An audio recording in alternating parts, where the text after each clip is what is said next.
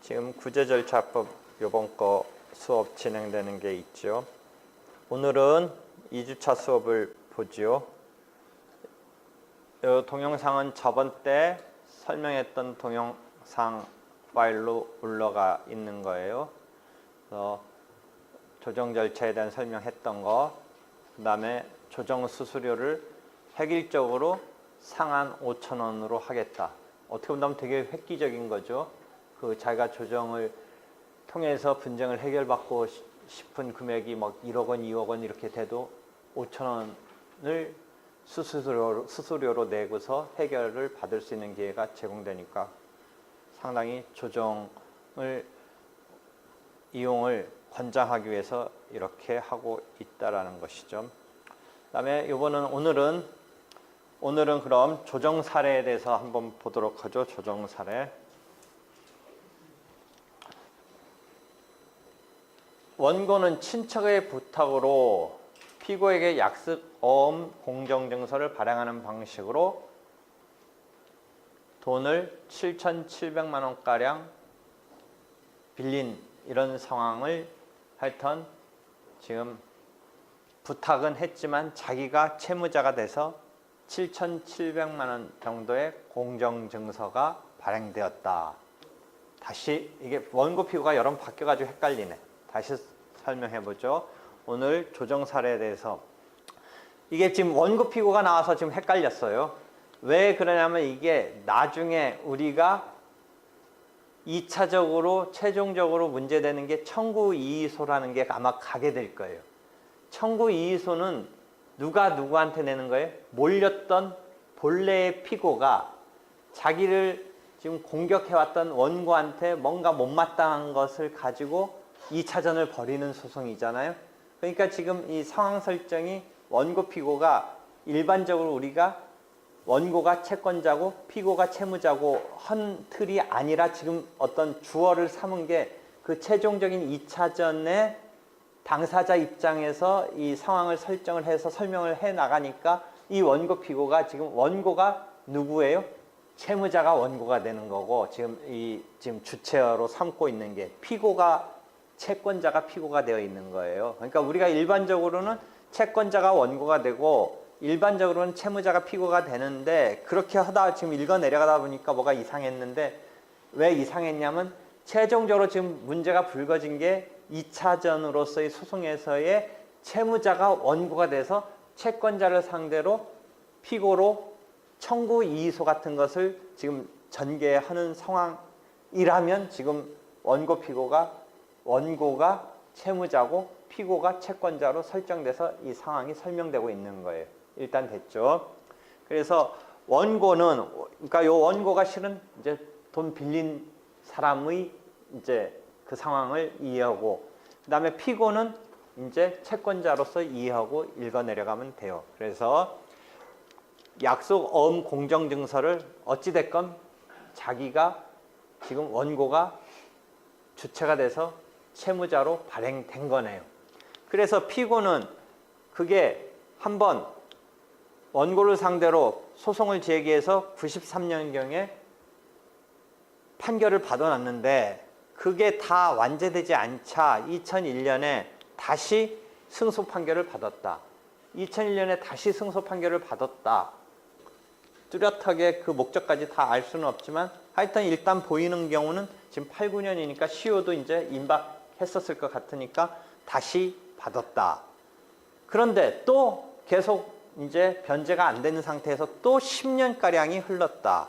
그래서 2011년 8월경의 판결을 근거로 이제 강제집행을 시도했는데 어떻게 됐어요? 강제집행을 시도하려니까 2001년 1월에서 판결을 받았지만 새로 시효는 이제 10년으로 그래서 진행은 하지만 2011년 8월경이 되니까 시효는 10년이 새로 시작할 수 있다고 하더라도 10년조차가 또 넘어섰네요.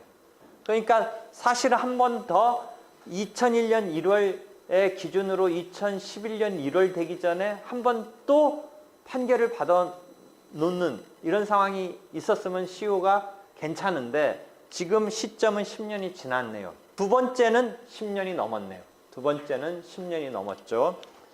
그래서 이쪽에 채무자, 즉 원고는 채권자에 대해서 왜 다 갚았는데 그러느냐, 그 다음에 설사 다 안 갚았어도 10년이 지난 거 아니냐라고 강제집행에 불허를 구하는 청구 이의소를 제기하였다. 그런데 이제 이게 조정센터로 회부되었다. 이런 이야기예요. 됐죠? 상황이.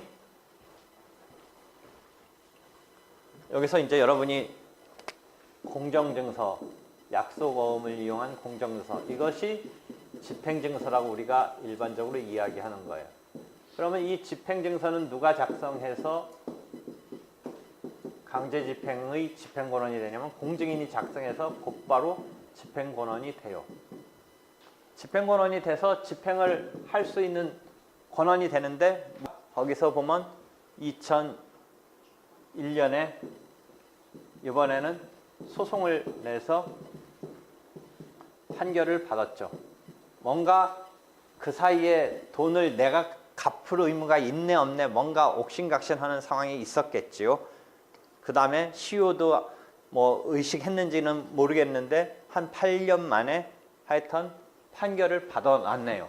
꼭 여기서는 시효 때문에 받아놨다라는 뭐 이런 상황도 있을 수 있지만, 그 채권 채무에 대한 것을 지금 상황 설정으로 보면 자기가 직접 한 게 아니라 친척의 부탁으로 도장을 맡겼다가 그런 자기가 채무자로 되는 상황이 나왔으니까 뭐 나는 그런 도장을 그런 용도로 맡기지 않았다든지 뭐 등등, 여기에서 친척이 마음대로 한 거지 나는 모르는 일이다 등등 뭐 이런 싸움이 있었으리라고 보여요, 사안은.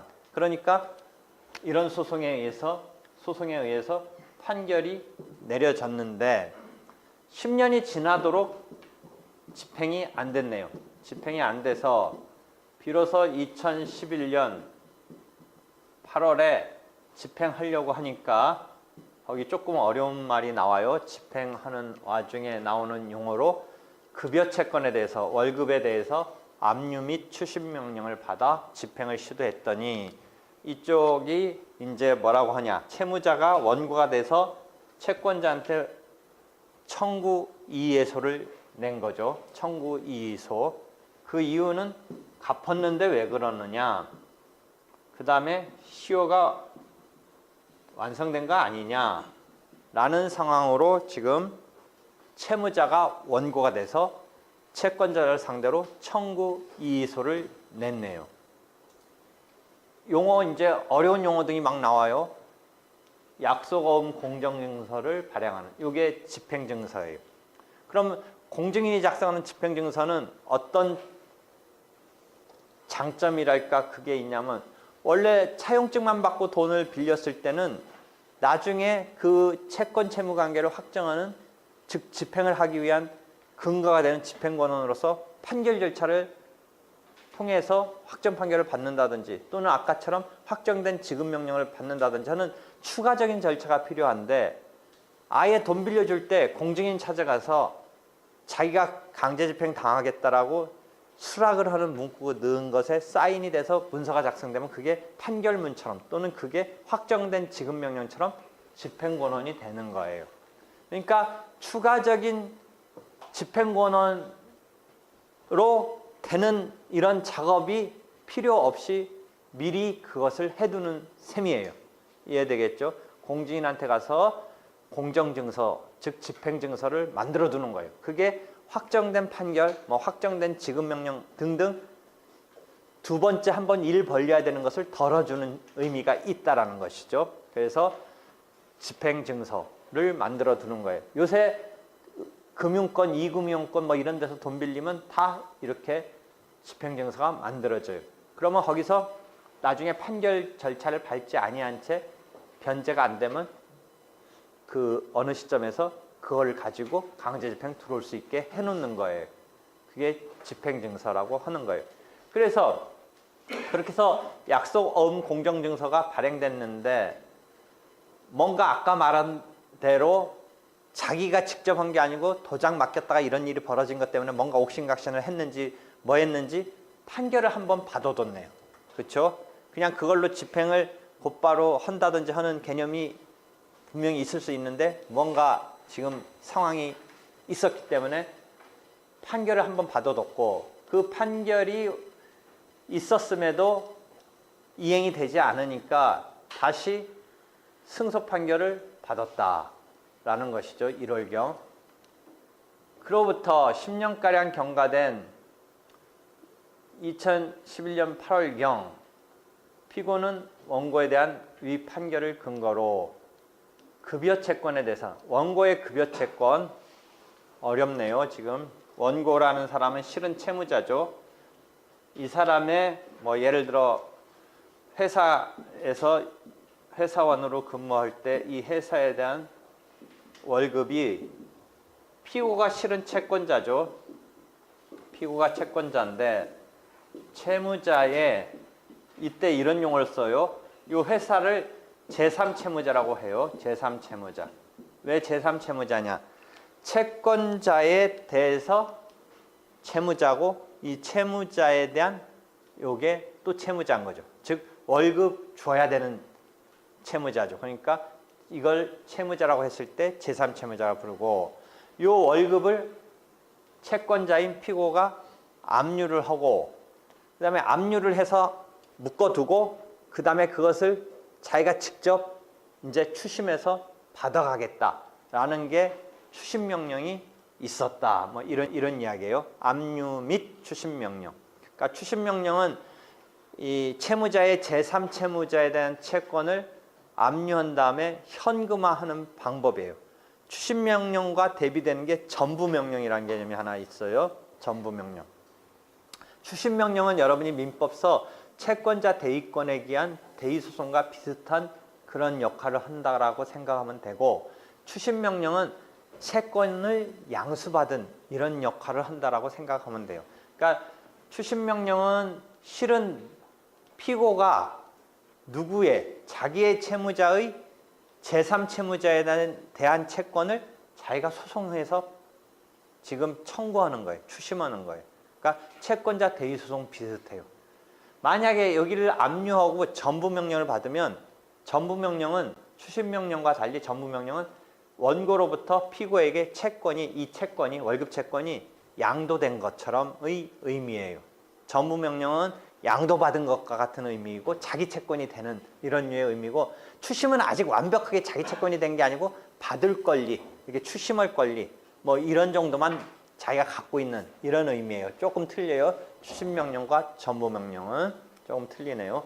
그랬더니 원고는 피고에 대해서 갚았는데 왜 그러느냐. 지금 이게 실은 무슨 문제냐면 여러분이 또 하나 어려운 문제가 봉착하는데 민법에서 변제충당 이런 거 배우는데 갚아도 자기 딴에는 갚았다고 생각하는데 그쪽은 이자하고 원금이 다 이게 갚아지지 않으면 변제충당해서 어떻게 돼요? 이자 등등 하다가 원금으로 오는 거잖아요. 그러니까 이 사람은 준다고 줬는데 아직도 남아있다. 뭐 이런 얘기를 서로 거기서 안 맞는 거죠.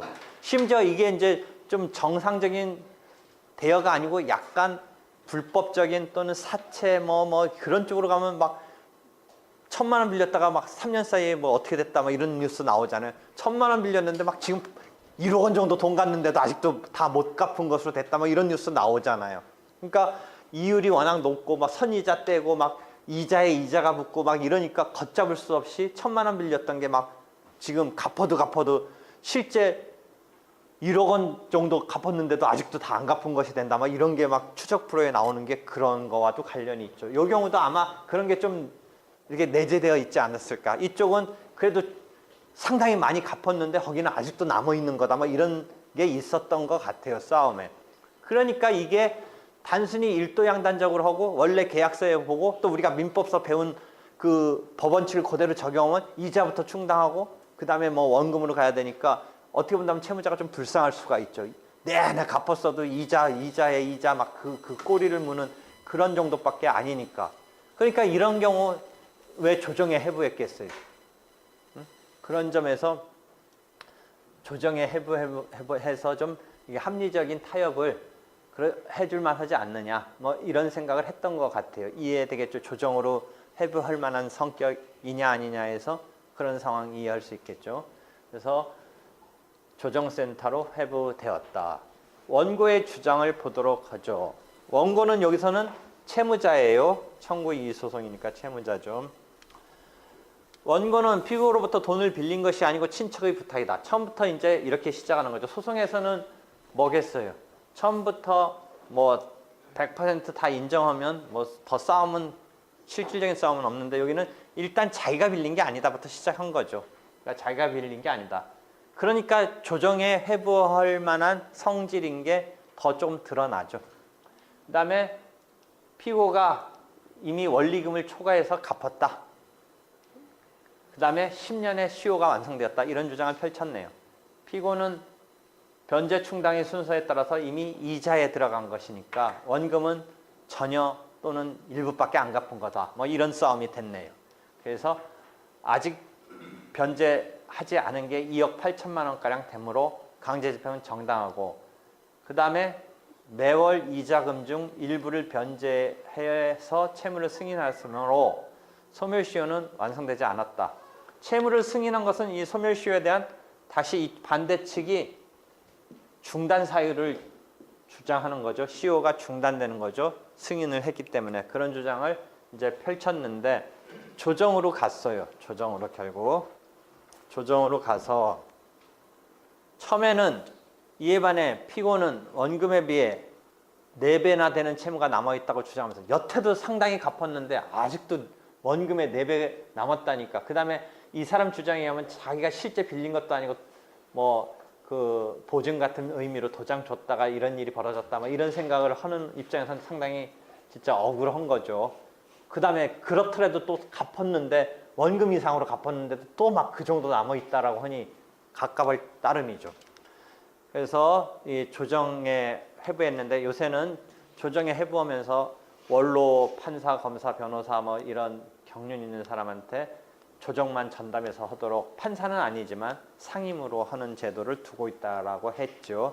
그래서 이 경우에 끈질긴 설득 끝에 1억 5천만 원을 2달 내에 변제하면 모든 채무가 소멸하는 것으로 극적인 합의를 이끌어냈다. 뭐 이런 거죠. 그래서 원고에게 즉 채무자에게 1억 5천만 원이란 큰 돈을 2달 이내 일시불로 매려하는 것이 어려울 것이나 뭐 해서 뚝뚝뚝 해서 좀 코멘트를 했네요. 코멘트를 했어요. 뭐 변제 충당 얘기도 나오고 그다음에 원래 정의의 여신은 눈을 감은 채 한 손에 저울을 한 손에 칼을 우리 3층에 저쪽 운동장 쪽 가면 정의의 여신 만들어놨는데 칼이 부러졌더라고. 내가 가서 자세히 보니까 가서 봐봐. 오른쪽에 이게 칼이 부러졌어. 그렇죠?